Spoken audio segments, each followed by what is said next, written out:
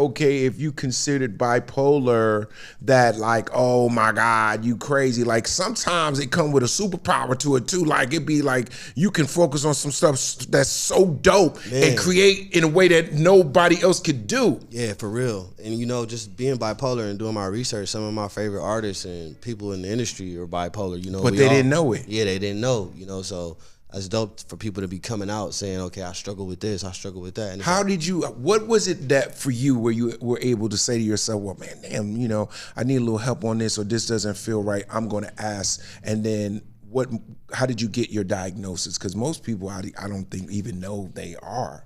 When I seen my mama cry, that's when I knew I had a problem. You know, when I'm at the house breaking the laptop because I'm abusing medication, Xanax and alcohol, and I had a crazy manic episode.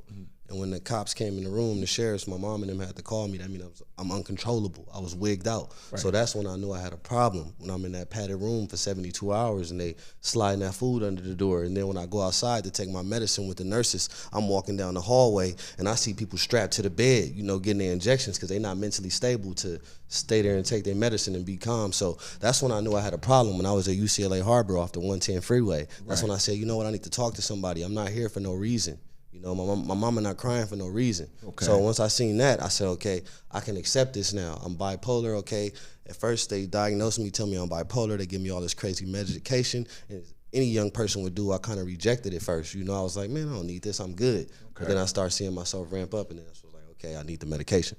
Right, because I saw like Kanye, well, he talks about it. You know, he doesn't go in as depth, or I haven't seen in an interview how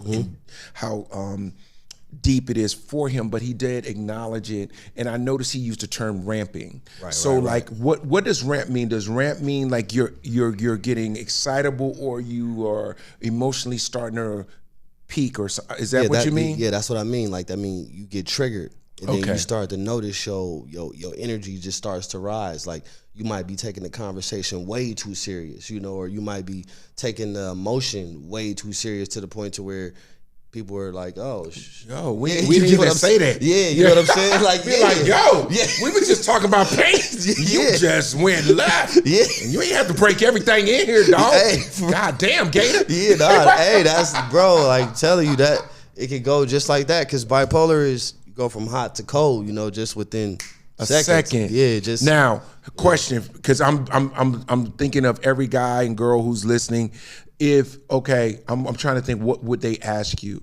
So in that case, say you ramp up, cool, whatever. How can you calm yourself down when you know you're ramping? Do you just take a breath? Do you kind of like, okay, let me just stop talking for a second, and will it calm down eventually? I don't know. How does that work? I know it sounds cliche, but walk away. You know, whatever you engaged in or in the moment where you getting too furious and too overheated, you just got to walk away, you know what I'm saying? Just get away from the trigger. Yeah, remove yourself from the situation, you know what I'm saying? Like, that's one of the best things to do.